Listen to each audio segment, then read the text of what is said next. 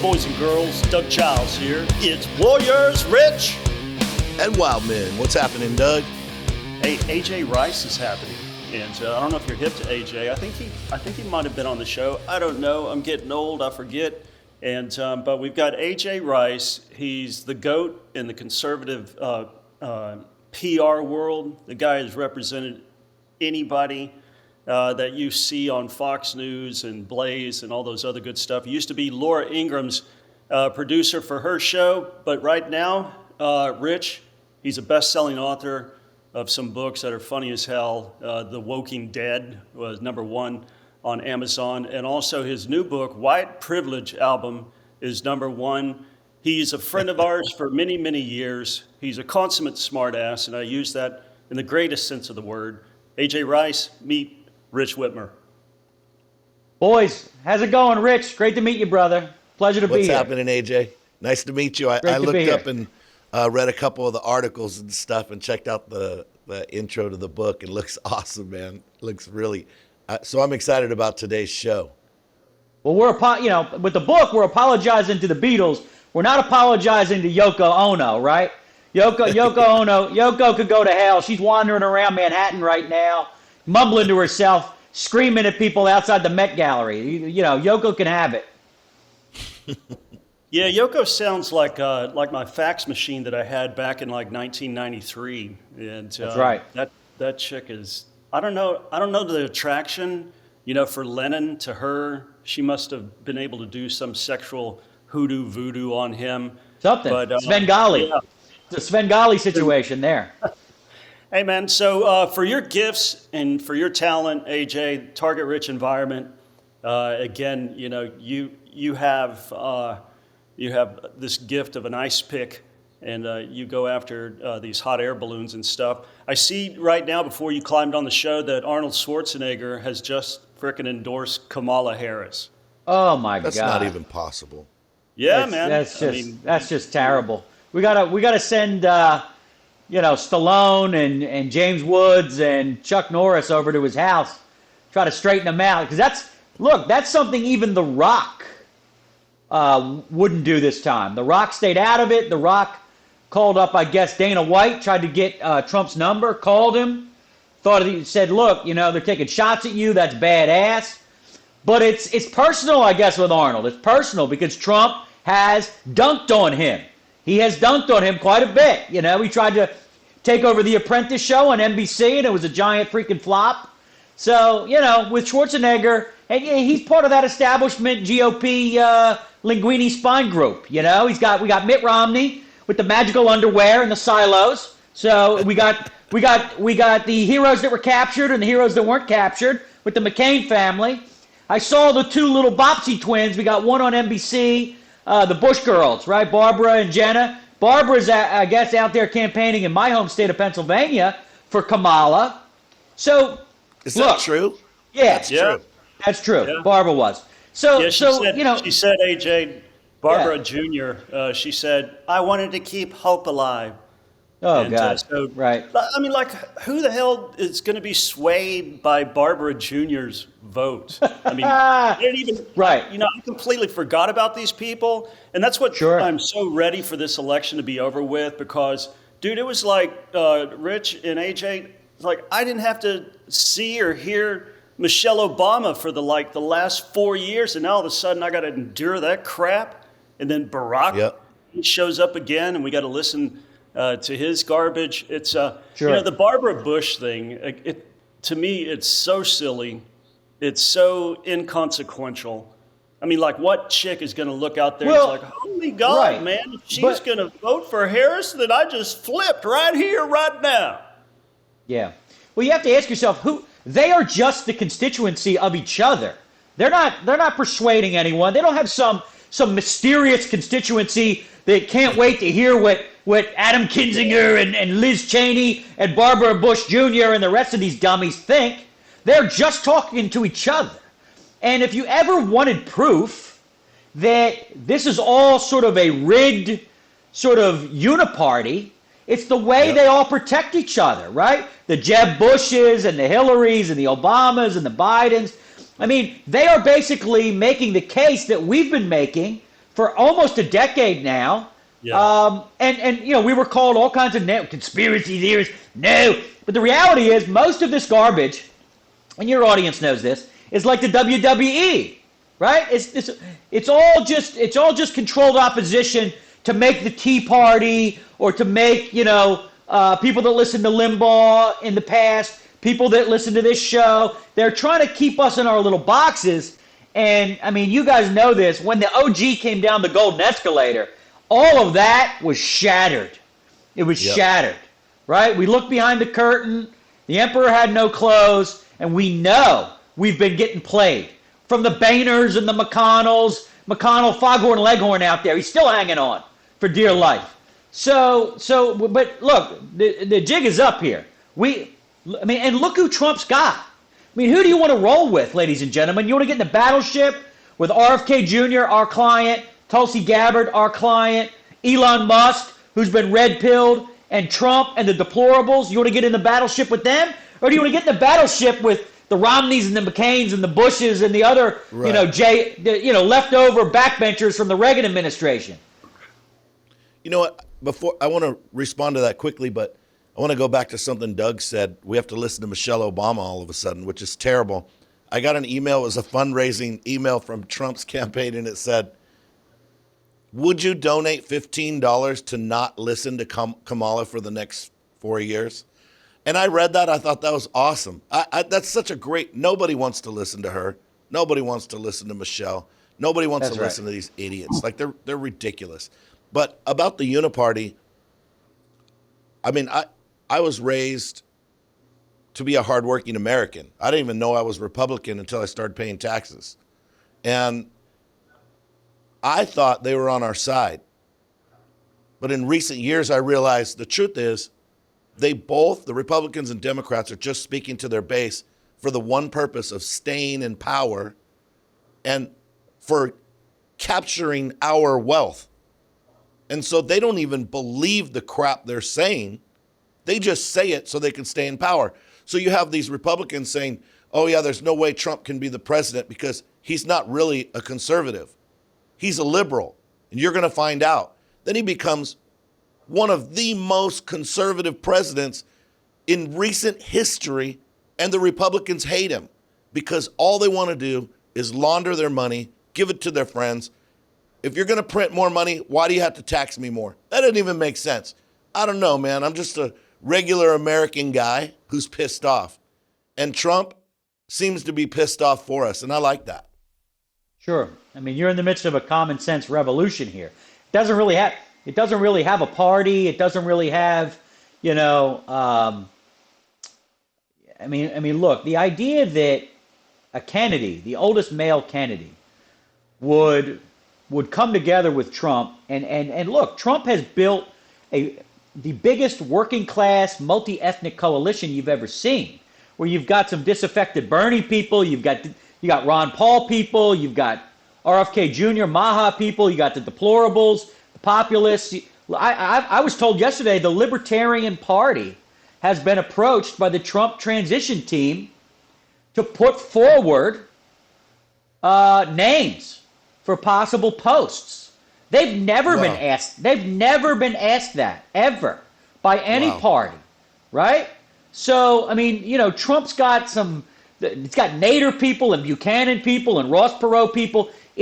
But that's why, though, guys, you've seen 4 phony indictments and 2 phony impeachments and 2 assassins on the field and God knows what over the next couple days.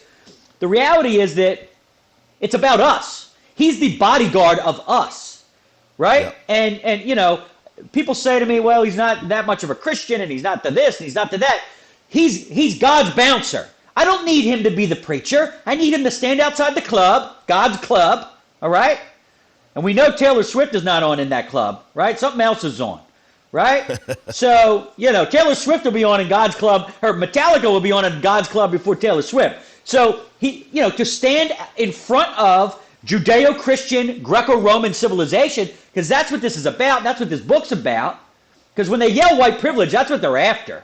They're after the Jews, the Christians, and Greece and Rome. That's what they're after, and anything that came from it. Whether it's Hemingway or Mozart or Twain or Abraham Lincoln, That's what they're after, right? They don't like self-government. They want to get on all the nooks and crannies of your life. And some Republicans do too. And I think, the mask has slipped off. So that's what we're fighting, right? And that's what the book's about. The book's about Western civilization, the middle class, and the nuclear family, and how the left has tried to pull those three things apart. So, Doug, what can be can become unburdened by what has been. So they can reset your life. Yes, so yesterday evening, the perspicacious Joe Biden, I'm talking about our sitting president, he referred to the group that you're defending in your book, The White Privilege Album. He referred to us, AJ and Rich, as garbage. That's right. That's right. And when he did that... How do you walk that one back, man? I mean, you got deplorable. You can't. And you got clingy Bible thumpers that hold... Well, yeah. I mean, you had deplorables, you have ultra MAGA, you have Nazi, you have fascist, you have garbage. I mean, look, they've got no argument left. We're all Hitler. If we're all Hitler, no one's Hitler. I saw a lot of Israeli flags, by the way, at that Hitler rally on Sunday. I will tell you this. They are in the latrines digging because we are over the target. And because they're desperate, they got nothing left. You guys know, if you're at a party and Hitler shows up, you've won the argument. Anytime Hitler shows up, Doug, Rich, you've debated these wackos. It's the last sort of refuge for scoundrels once you've beaten them, right? So they've been drawn and quartered. They've been weighed and measured. And they got nothing left except these types of attacks. So all that talk about joy and good vibes and all the rest of that garbage, Doug, and you know this. I don't care whether it's Michael Bloomberg taking the salt shaker out of your hands, pulling the olive out of your martini, trying to shut down Chappelle, trying to protest this show, trying to protest Joe Rogan, whatever the hell it is. If there's one thing we know about cultural Marxists, because that's what wokeism is that they are joy vacuums. They are here to suck all joy from you. Snatch that cigar out of your mouth, head to the back, stop you from, using the Second Amendment as you want to use it. They're here to take all fun from you. So, and they've lost it. So, that's the thing, is that they've now gone off the deep end here, because we always knew that the joy thing, that was just bumper sticker garbage concocted here in the swamp. Somebody got paid a lot of money for that garbage. And obviously, if there's anything we know, one last thing, anything we know is that trickle-down wokeism is trickle-down misery. Yeah. Hey, just watching Harris and the whole joy parade, that she supposedly enacted a few weeks ago. If you watch her speak now, man, she's wagging that finger like I don't know, like Hitler or Mussolini. And there's no cackling Kamala anymore. She's just the nagging wife. She's the nagging wife of America. She wants to be your nagging wife. Because Carville didn't Carville call the Democratic chicks out on that, and castigating men and poo-pooing masculinity. Carville's like, hey man, you're going to lose a lot of the brethren if you keep that crap up. Sure. Look. Did you hear, Doug, did you hear why sumo wrestlers shave their legs? No, tell me. So you can tell them apart from liberal women. Oh, my God. Well, so Doug, I'll tell you, Hey, you're welcome for that. AJ, let me jump in here, man. So Nikki Haley, I think she was on Brett Baer's special report last night. And she's like, Donald Trump just needs to modulate, his rhetoric, because educated white women and educated other women, they don't like Trump. And AJ, I'm sitting back here and Rich, and I'm like, who are you talking about? Have you seen his rallies? Have you seen his flotillas going down the Intercoastal, Palm Beach, and down to Miami and Key Biscayne? I see a lot of women, and they ain't ugly women, and there's a ton of them. And so who's Nikki Haley talking about, AJ? I don't know. She might be talking about Liz Cheney or Taylor Swift. I don't know who she's talking about, but I can tell you this. The goal of cultural Marxists, what Kamala really wants from all of us, is to be childless, alone, unmarried, sitting in our apartment. We'll import some cats from Ohio, the ones that aren't on the menu. Bring some cats in, put some freaking Taylor Swift on, and sit there miserable, screaming about the patriarchy, screaming about toxic masculinity, screaming about white privilege. That's what they want. And then they will feed us, tell us what to do next. I mean, I don't know who Nikki Haley's constituency is. Again, I think she's out there campaigning with some Senate candidates. That's fine. If she wants to go out there, that's fine. I'm not sure Trump needs her, but maybe some of these Senate candidates in Wisconsin and Pennsylvania, Virginia, that's fine. But I mean, look, she would have won some of these primaries. She didn't win anything. She won nothing. She got to go on Morning Joe a few times and act like a miserable woman. You know, you're telling jokes here. I will tell you. I will tell you. You know, when they speak about America, they always call her a female. Right, Doug? You know, she this, America, we got Lady Liberty, yes, but I never hear America talked about as a dude. It's always, she has a constitution, she has a Bill of Rights, to this and that. Well, maybe Nikki, Kamala, and whoever the hell else, maybe she's not a lesbian, and that's why we've never had a female president. I mean, there is a chance that that's the case. And if you're talking about Kamala, guys, she had one goal in that debate with Trump, and that's to get under his skin, which she's good at. And how do we know she's good at that, getting under men's skin? Because she couldn't find a husband until last week. She found that husband who's, by the way, the face of masculinity, Doug, right? The guy that's slapping women and taking nannies to Planned Parenthood. He's the face of masculinity, according to the Washington Post. She found him on layaway last week. No one wanted to marry this woman. Why should I try, for all the talk about Hillary being the most unlikable woman in history, Doug, is there a chance that Kamala's the more unlikable than Hillary? I mean, at least Hillary, found a husband at Yale, and she at least had one child, and we know that child's Bill's. That's definitely Bill's daughter with that dog face. That is definitely, old dog face, Doug. Dog face, Doug. I mean, come on. Chelsea's definitely Bill. So, I mean, in a way, I might even trust Hillary more than Kamala, because at least she's got some kind of skin in the game, because she gave birth once, and I think Chelsea's got some kids, so she's got grandkids, unlike Kamala's freaking goofy husband and that creature, his daughter. I don't know what the hell, she just looks like a space cadet covered in doodles. But apparently she's a model with armpit hair. She's an armpit hair model, Doug. And I know Rich and Doug, I know you guys like the women. I know, yeah, you like women with the cornrows. I didn't know there was a field for that. They got cornrows. They got cornrows. That's right, like cornrows under her arms. That's right. Looks like buckwheat. She got buckwheat in a headlock, Doug. She's got buckwheat. She got buckwheat. So you're from Philly. A lot of brothers in Philly. That's right. Why do the brothers despise Harris? Well, it's a couple things, a couple reasons. One, Barack Obama went to Pittsburgh and said she's from the neighborhood.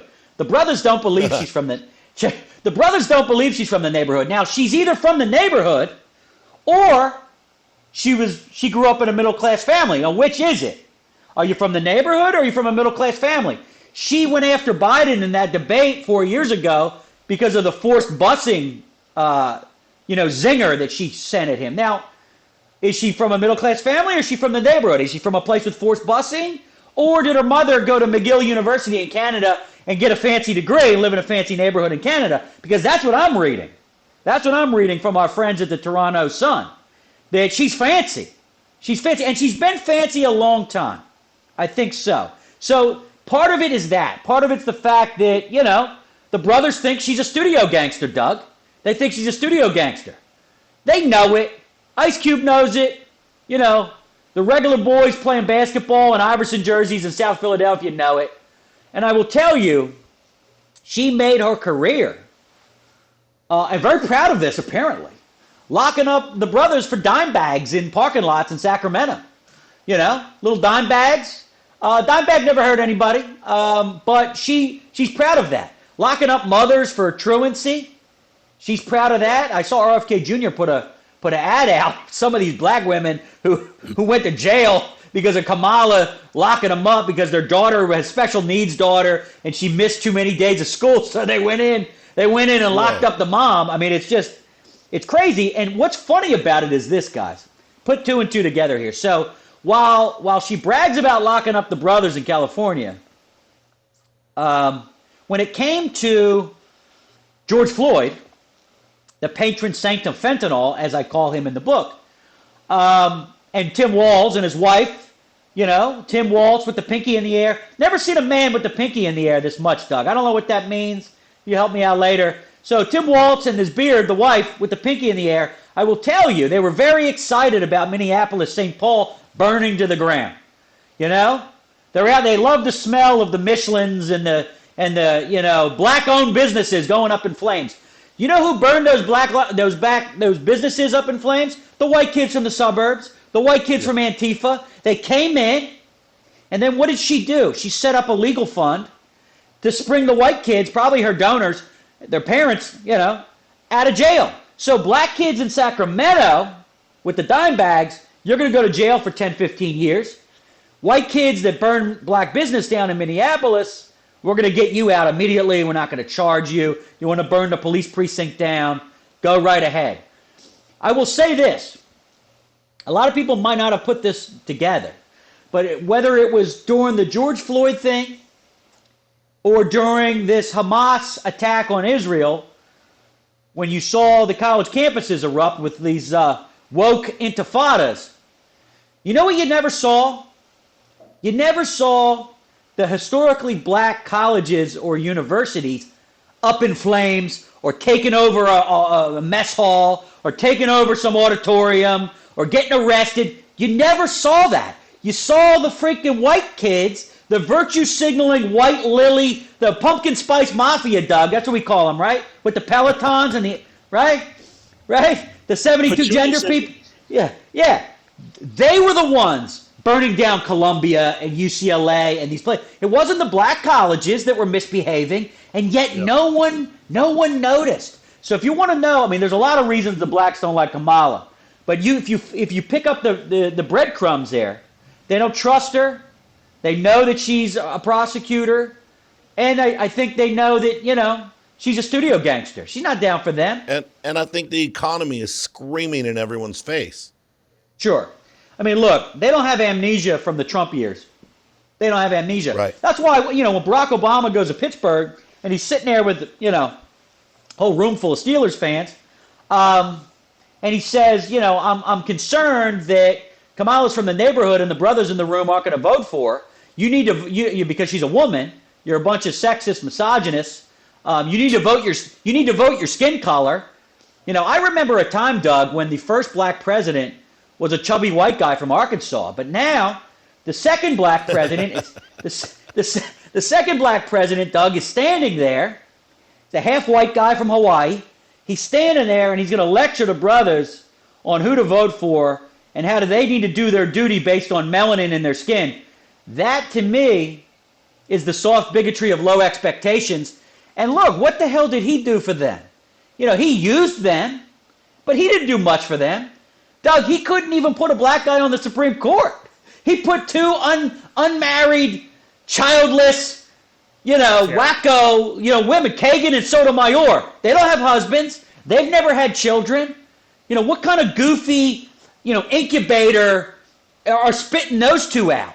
And then he had that third try, Doug. He had a third try at a black person. And he tried to put Merrick Garland on the Supreme Court. Obviously, got blocked. So come on. I mean, Barack Obama ain't doing nothing for black people. Are you kidding? He hangs out with Jay-Z and Beyonce in the Situation Room? Doug, you know this. Barack lives in the 3 whitest zip codes in America, right? The 3 whitest. That's where he hangs out. He's got the Hawaii house. He's got the one in Palm Springs, and he's got the one on Nantucket or Martha's Vineyard, whatever the hell, where the chef died, right? So they know he's not down. He's got some pretty decent digs in D.C. too. So you get Michelle up on Valerie Jarrett's living there. Yeah, that's right. You get Michelle up on stage stumping for Harris and talking about, how bad America is and how America's, really done nothing. It's like, lady, You're sitting in 4 multi-million-dollar mansions. Oh, my God. You're what, head of Netflix, you got multi-million-dollar book Book deals, deals, and she's Netflix still up there deals. just bitching and moaning. And That's man, I'm right. telling you, my wife and I were watching her the other night, and it has nothing to do with skin color. It has everything to do with just hearing some lady yarble on about how bad she's got it, how bad Kamala's got it, and it's just, I just wanted to retch, man. Sure. And look, I don't think women, all this talk about this gender divide, it's funny, Doug. Every time I see an abortion commercial, bear with me here. Every time I see an abortion commercial, it's always some old hag that hasn't had a period in 30 years. They went through menopause 25 years ago, and they're on TV lecturing me about abortion. It's like, Yeah. I could put her in a dunking booth full of sperm, Doug, and she could never get pregnant. Why is she lecturing me about pregnancy and birth control and the morning after pill? And I'm gonna have to go into the alleyway with the clothes hang. I mean, it's outrageous. I mean, here's the thing. I'm a millennial. Doug knows I'm a geriatric millennial, right? I got a little gray hair coming in, Doug. Okay, I kind of like it. Right? I'm Gandalf. I'm Gandalf the millennial. And I will tell you, most millennials and Gen Z people know how to have sex without getting pregnant. This might be a news flash to the left because they get these wackos. And every woman I see screaming about abortion, Doug, I'm just thinking to myself, no one wants to date you. I mean, this is what you're really angry about. Okay? So stop pretending you and your girlfriend aren't going to get each other pregnant. I'm sorry. Right? But that's a big thing. That's a big thing in culture today is that I don't want to use a condom because it doesn't feel as good.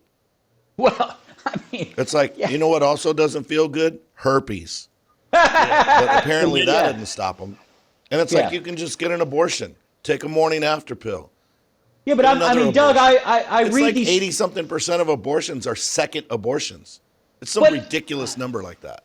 While they're crowing about abortion, I see the numbers, Doug. I saw them the other day. The birth rate declining out the wazoo. So no one's getting pregnant. No one's having Roe v. Wade's been overturned. No one's getting pregnant too. So what are you complaining? I don't understand. We have all these unwanted births taking place. No, we don't. No, we don't. I saw Japan. I'm going to have to check. I'm going to have to ask Mrs. Rice about this, whether I'm allowed to. I am white rice. Japan likes white rice. I'll go over there. I saw Japan. Japan is going to issue some story about breeder visas because of their declining population. That's right. You could get a breeder visa, Doug. So, maybe you could get a hall pass, Doug. I don't know. You go to Japan, little sushi action, right? And do a little Ichiro, go to first base, steal second, steal third, steal home. But that's what's going on in the West, and it's by design. The birth rate is dropping, and let's be honest. I mean, Japan has adopted a lot of Western civilization, even though they're an Eastern Asian country. And that, Pat Buchanan warned about this 30 years ago in his book. I mean, it was like Cassandra in the temple with this book, The Death of the West. We're there. We are there.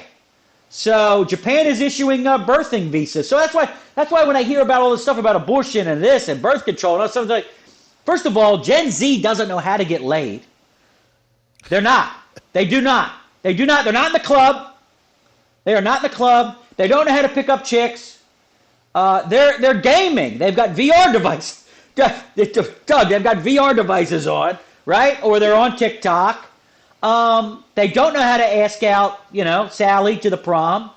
Part of it is what has been done to them. They have a hard time, Doug, being authentically human because they're so digitally connected. They think their digital avatar is real. Plus, they've been told by the Me Too movement that men are useless, they're unneeded at best, and at worst, they are potential predators. So, in The Walking Dead, Doug, I wrote a section called How I Did Not Meet Your Mother. And I went through all the different ways a lot of people meet their spouse. They meet them at church, they meet them at work, they meet them in their daily commute. You know, you're standing in line at Starbucks, or you're in line at McDonald's waiting for Donald Trump to, you know, give you an Egg McMuffin. And, you know, you do this every Friday, and every Friday there's this beautiful blonde, and she's always in line because you commute around the same time. You're saying to yourself, how do I ask her, how do I tell her she looks nice today without getting maced in the face? Yep. Right? So what happens then? Men stop asking because you took away the office Christmas party just because, you know, Larry got drunk and, you know, groped the secretary. You know, in the old days, that was considered a successful Christmas party if that happened. Now, forget it. Forget, Doug, you know, the pink pussycat hat police are going to show up. Madonna's going to be outside saying she's going to blow up the White House. So that's where, you know, they have a hard time with this. So the idea that they're all getting pregnant and they can't get an abortion, they are full of garbage. That's the real garbage, Doug. That's the real garbage.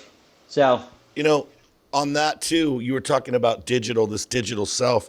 And I think this is a good representation of what's happening because we're losing our humanity and our ability to communicate and to relate and have any meaningful relationships. So that's why it seems like it's not needed. But I had a guy online, because I'm dumb, I was on an MMA page commenting about a fight. And obviously, if you comment as a fan, then you must want to fight everybody on the page, right? That's how it works. And I don't know how I didn't know that. And this guy started like mouthing off to me. And I said, bro, if you met me in person, you would never talk to me like that. And he said, oh, I'm supposed to be afraid of you. And I was thinking, well, yeah, you should because I'm old and I have knives and guns now. But I said, no, that's not my point. My point is I've never in my life heard anyone talk to another person the way that you're talking right now. Even if they disagreed 100%, there's still this, even if you're arguing, there's still this humanity in person that still cares that this is a person. And you can see people arguing, it's still there. There's still this desire for this connection. But in this digital world, you're not even a person. I'll say things that I would never say to anyone in person.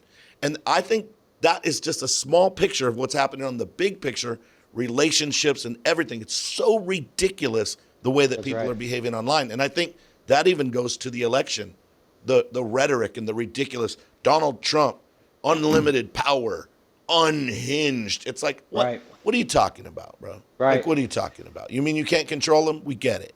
Yep. And look, Doug knows this. These guys are all keyboard warriors, you know. I mean, they're not exactly, you meet them in real life, they're not exactly Steve McQueen or Gary Cooper. I mean, they are frauds. You're talking about white dudes for Harris there, right? So that's awesome, by the way. That's where we're at, right? That's where we're at. And that's fine. Look, there's always been cowards. You know, they're going to gravitate towards the Democrat Party. I'm all right with that. You know, and if they don't want to procreate, I think Doug and I are okay with that too. Yeah, I'm cool. Yeah, yeah, they shouldn't procreate. So one of my favorite comedians, Rich and AJ, is Will Ferrell.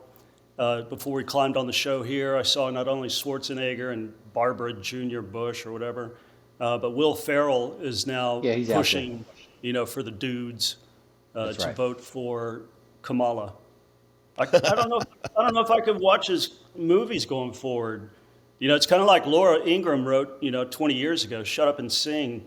So I don't know why they would do these kind of divisive, career harming, stumps for the most unpopular presidential candidate wannabe known to mankind. It just makes, looking at old films of Will, Old School, Step Brothers. It's like, the classics. Yeah, I'm gonna skip it, man. I'm gonna skip it because Elf. You stepped in it, man. Yep. I mean, look, it's weird if they would use Will Ferrell as some sort of ambassador to men when, he just spent the last month promoting some documentary where he's driving across country with his transgendered girlfriend, whatever the hell it is, his best friend from Saturday Night Live, and how, basically becoming a little punk, basically saying, if I had a do-over, I wouldn't have impersonated Janet Reno on Saturday Night Live. That was genius. It was genius then. It's genius now. Great comedy does not expire. And Janet Reno even appeared with him on dancing. Saturday Night Live. Yeah, dancing. Janet Reno dance party. So look, comedy is under attack. Comedy is supposed to be the first version of history, right? It is. And you know totalitarianism has arrived when the comedians are scared. Now, there are some people, some entertainers that don't care, and they do some of these things that I call woke Waterloo moments, these woke Waterloo moments. Whether it's Ricky Gervais at the Golden Globes or whether it's, Chappelle taking on the trans mafia, this is good. I mean, these guys aren't Republicans, but they are free speech absolutists, and we need more people in the entertainment business willing to do that. Yeah, you got John Cleese of the famous Monty Python crew. Sure. He said if there's a particular group of people that we can no longer make fun of, tell jokes about, he said then we've entered the Orwell's 1984. We're officially there, and sure. We've been there for many moons now. It's just getting more intense. Hey AJ, we got a wrap, big dog. 30 seconds. Where can the Warrior and Wildmen listeners, viewers, enthusiasts glam onto all your fabulous stuff? Sure. So the White Privilege album, which is Volume 2, which just came out, within the month. You can get it anywhere books are sold. Barnes & Noble, Books A Million, Amazon, obviously. And we just put out a paperback of The Woking Dead, so you could actually get Volume 1 and Volume 2.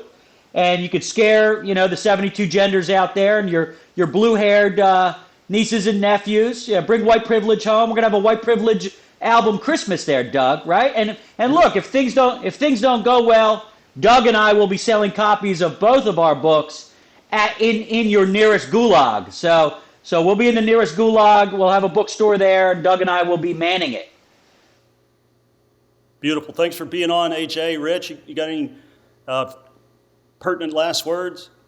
Yeah, I'm gonna have to check out the books. I think you're pretty funny, and I don't flatter. And I'm That's really right. interested. I would love. I don't know if we'll do it, but sometime it'd be great to talk to you about the sociology of what's happening in culture in America and how it's been tied to racism. Sure. To I'll come back. not allow us to address the culture. And That's to me, right. that's a serious problem. But Anytime, thanks, man. Good anytime, stuff. guys. Good insights. I enjoyed it. You guys are patriots. Keep fighting out there, stay rowdy, gentlemen. AJ. All right. Peace Talk out, soon. big dog. Thank you. All right.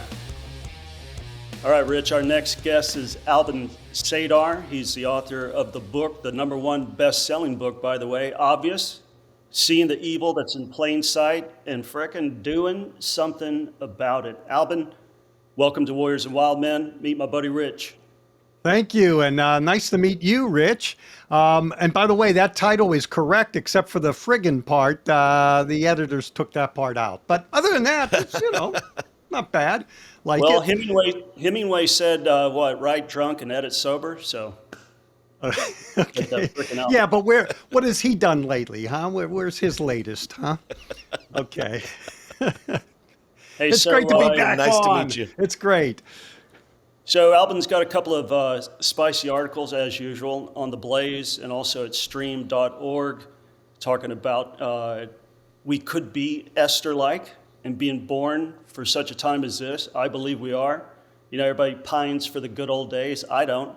I think the days that we're living in, especially if you're a believer, they're lit. If you like conflict, if you like the clash, then if you're a believer, then you got to dig the days that we're embroiled in right now. And he also has another one about the Democratic Party becoming this thing, Rich, called a church now. It's a religion. It's a faith.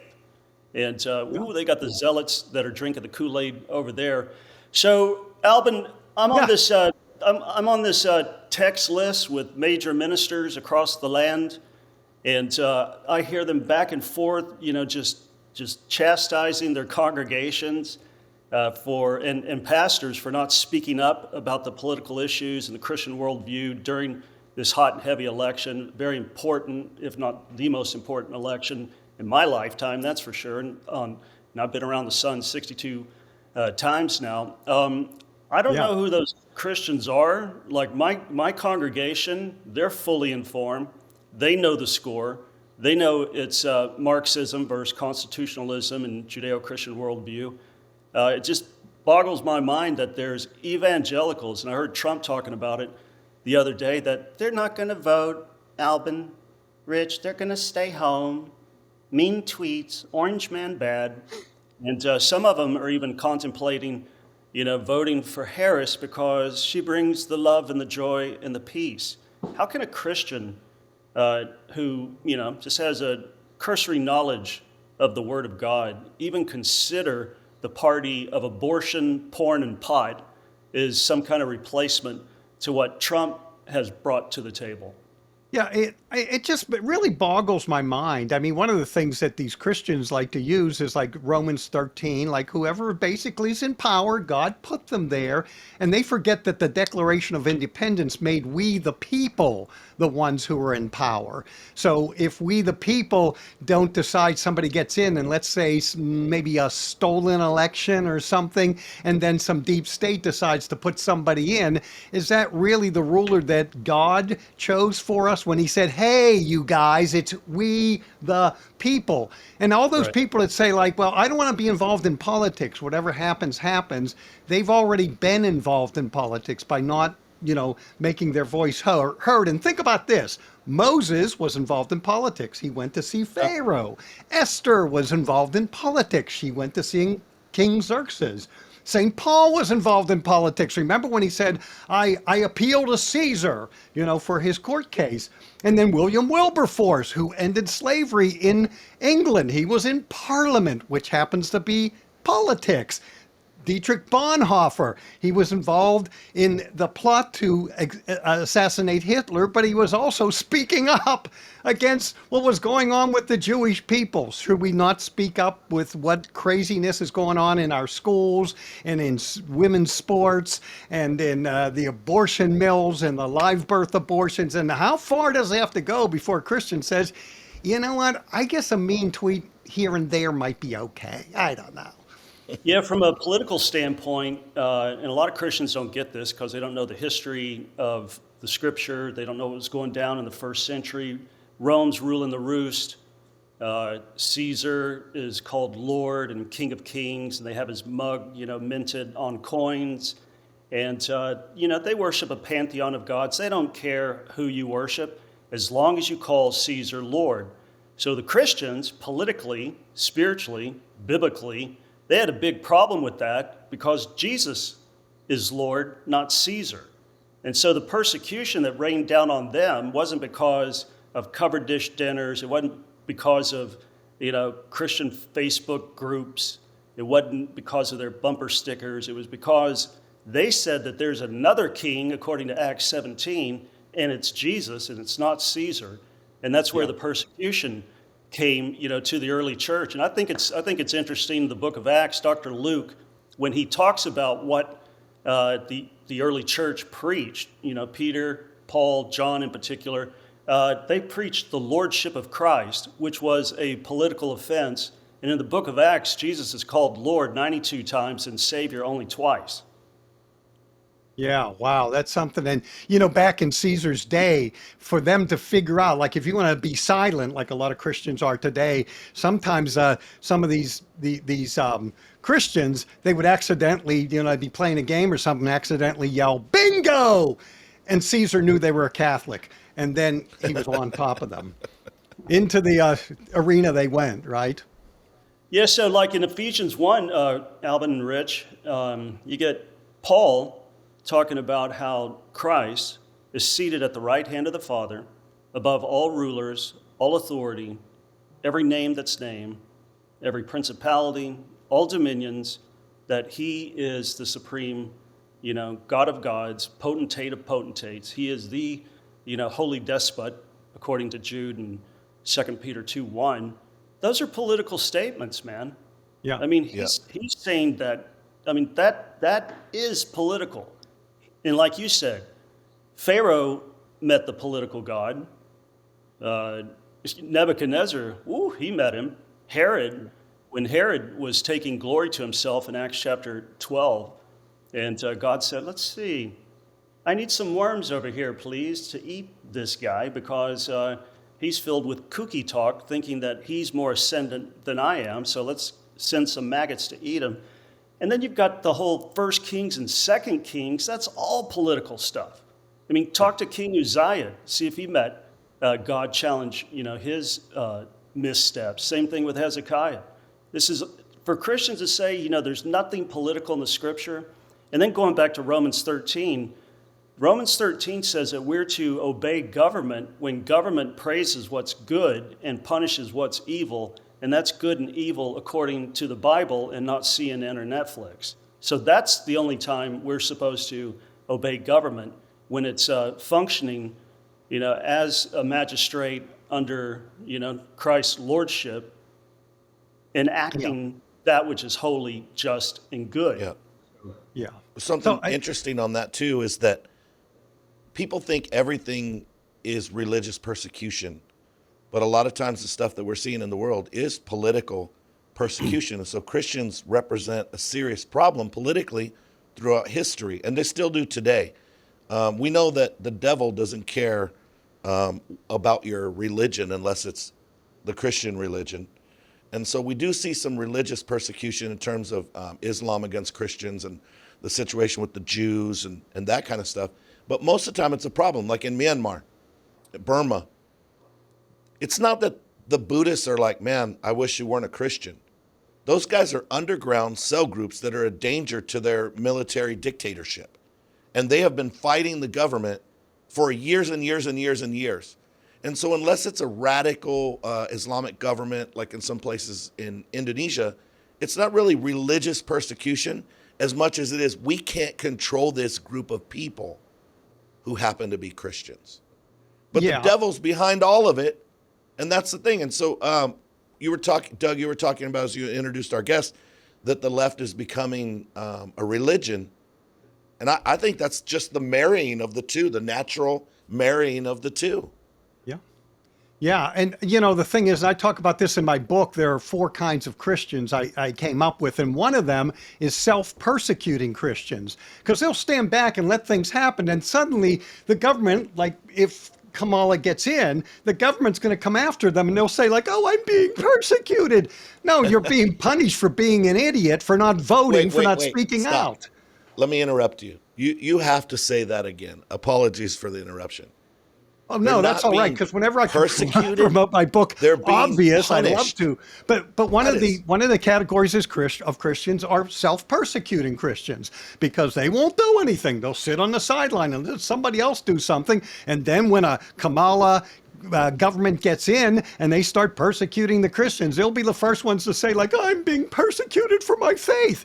No, you're being persecuted for being stupid, for not taking a stand, speaking out. And because this is our government right now, is we still have free speech.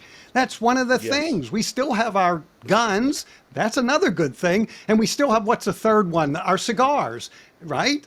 There you go. Yes. Yeah, it's amazing how Christians are like, why is this happening? We're being punished. The devil's after us. It's the judgment of God. It's like, you've been indolent. You've been passive. You took a frickin', 20-year nap when you should have been active, when you should have been vocal, when you should have been taking responsibility and leading. That's why it's happening, numbnuts. You were asleep in the light, and now all of a sudden you got thumb screws attached. You got a rat cage on top of your head. Yeah. Yeah, but by the way, the one big message that seems to be getting out, because I've been watching Trump's rallies and some of these other folks, is about voting early. And of course, I was originally against it, but now we're starting to see the fruit of voting early, because what's happening is now they're starting to do the shenanigans early because they have to. And so they're exposing what they did back in 2020. But back in 2020, we voted late, and then they spent the 3 or 4 days getting all those votes that they needed, right? But But now they're trying to get the votes early, and they're being exposed because we're watching. And I cover that again in my book, Obvious, as well. But I wanted to mention, if you don't mind, real quick, funny story, because my wife and I just voted yesterday, a couple of days ago, early. We decided we were going to vote early because we got the message. And so afterwards, and I looked, and it's like a Dominion voting machine, and I'm like, I don't know. So I put my vote in, and we're starting to leave, and I turned around to the woman attendant there, and I said to her, is everything okay? Did we actually vote, et cetera? And she said, well, why don't you just, if you want, why don't you just come back tomorrow and vote again? And she laughed, and I said, we can't. We're Republicans. And I walked out. Wow. Yeah. So when you were Wow. queued up, so Albin, when you were queued up to vote, what did the crowd look like? So my wife and I, we were going into Austin. We live outside of the city, about 30 clicks, and so we pull up to the first small town, and we find the early voting station. And man, I'm telling you, it looked like a snaking line going into a Trump rally. I mean, Yeah. it was long, and I told my wife, like, I'm not standing in line for this. It's too long. And yeah. but I didn't see any purple-haired people. I didn't see any chicks with, that looked like a tackle box blew up in their face and had 666 tattooed on their forehead. It was, and again, I know I live in Texas, but it was full-on MAGA country. We're still close to Austin. And then finally we found a place that had shorter lines. And again, it looked like, man, everybody there was God, country, meat and potato, MAGA folks. And there was maybe one, recognizable Kamala Drugi that was going to vote, but it looked predominantly like it was a big conservative love fest. Yeah, well, that's what it kind of looked like where we were, and it was a nice long line, but not too long. Back in 2020, we went on one day. We had only a couple days or something. We went the line. We had to wait for something like 2.5 hours. Now here we only had to wait about 30 minutes, but we had to wait 2.5 hours in 2020, and everybody was very polite and very calm and all that. And there were two different lines, one for the older folks and one for the younger folks, and we got the sense that everybody back then was basically for Trump. And this was back in 2020. We were in Westchester County. We still are. And I came up with a little phrase that people should get stuck in their head. If you want to finally drain the swamp, you have to swamp the vote. Boom. Bam. Give that man a Yep. cigar. Hey, I don't know if you guys saw this before the show, Albin. I'm on X checking out what's going on in this incredibly lit milieu, and in Pennsylvania, there's these cops, frickin' billy clubs, got the mask on, and they're shutting down early voting. And again, it's predominantly Republicans that were queued up, and they're like, "No, we got to shut this down." It's like we're supposed to shut it down at 5.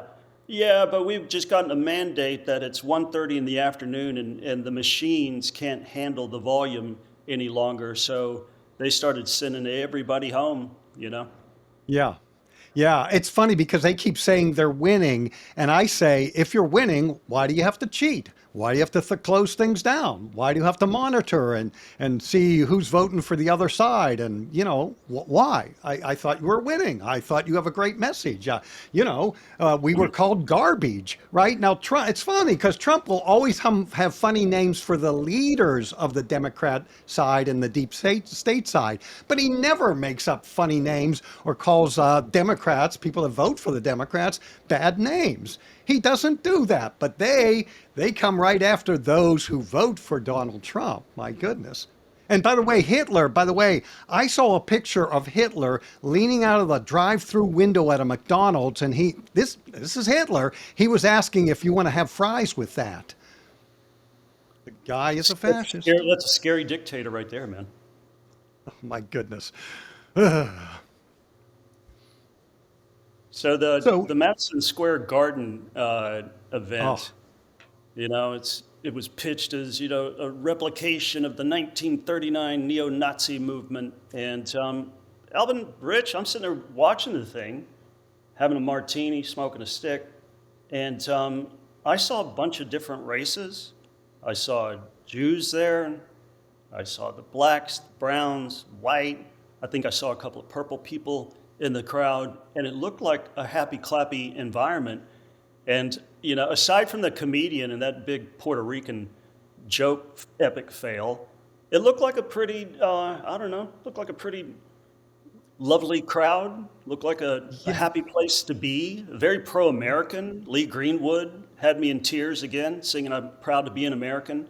Oh, And then you listen to AOC, and then you listen to Joe Scarborough, and it was just, it's weird, man. So it goes back to the whole thing of, leftism is now a religion, because I don't know how people can look at that and say this is just a repulsive, ghastly group of people. They're garbage.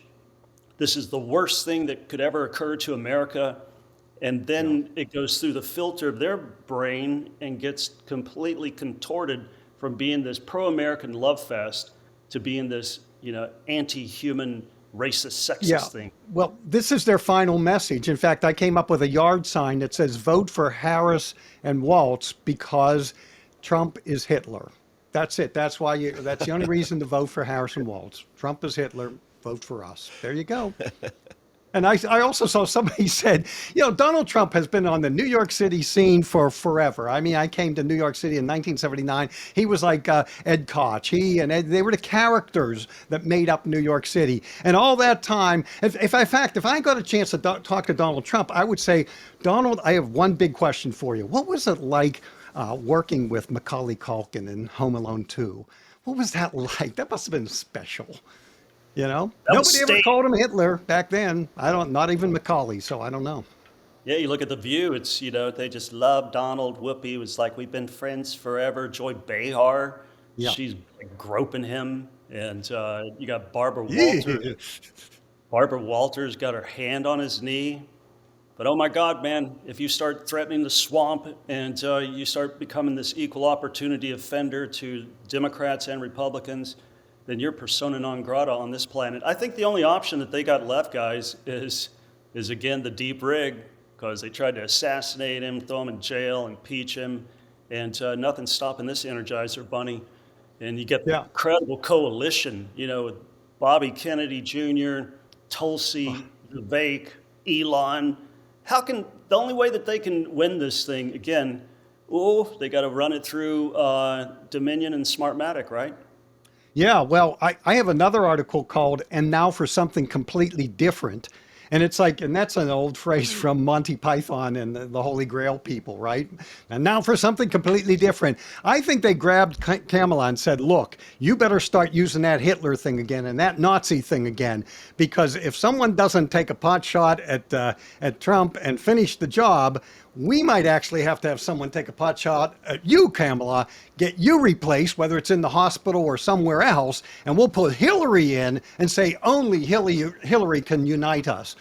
Because that was MAGA people. That was Trump's rhetoric that put Kamala in the hospital critically.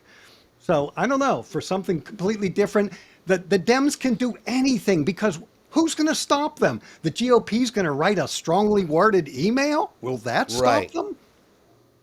They'll have words. Yeah. A lot of bark, zero bite. They won't do one thing about it. Yeah, so going into next Tuesday, you got Christians out there. That's where your wheelhouse is, in exhorting, rebuking, reproving them to do due diligence as a citizen of this incredible experiment in self-governance. What's your final exhortation, Mr. Sadar? If you were a Democrat, they'd be telling you to vote, vote, vote. But I'm going to tell you, as Donald Trump said, fight, fight, fight, and vote just once, but keep your eyes open. Get your friends to go out there, especially those that are sitting back and saying like, well, it doesn't matter. God's in charge. Boy, oh boy. Yeah, he's in charge. All right. He's going to be coming after us. And so that's my exhortation is make sure you vote, and do vote early, because if they do something crazy on election day, like shut things down because they know most Republicans vote on election day, you will have gotten your vote in there. So please do it early this time, because this is their last gasp. And when somebody's, breathing their last, And if they get a chance to take somebody with them, they'll take somebody with them. And buy my book, Obvious, Seeing the Evil That's in Plain Sight and friggin' Doing Something About It. Amen. Albin, thanks for being on our show. Again, it's Albin Sadar. The book is Obvious, Seeing the Evil That's in Plain Sight and Doing frickin' Something About It. And get it at Amazon, anywhere great books are sold. Rich, you got any salutatory remarks? Yeah, I love it. It's a great perspective. I like the persecution. It's not persecution, it's punishment. I like to even call it just consequences for our decisions or our inactivity, our lack of decision. So I like that. Get out there and vote, make it count, and vote like if you're a Christian and like if you've ever read or heard the Bible before. That'd be a good starting place. It'd be great. Agree. Thanks for coming on, Albin. Thank you, guys. Thank you very much. God bless you. All right, Rich, so what does the Warrior and Wildmen listener need to do, big dog? Go to warriorsandwildmen.com, subscribe, it's free. We'll hit you up with a couple emails a week, let you know what's happening. If you're getting something good, hit the war chest. It's tax deductible.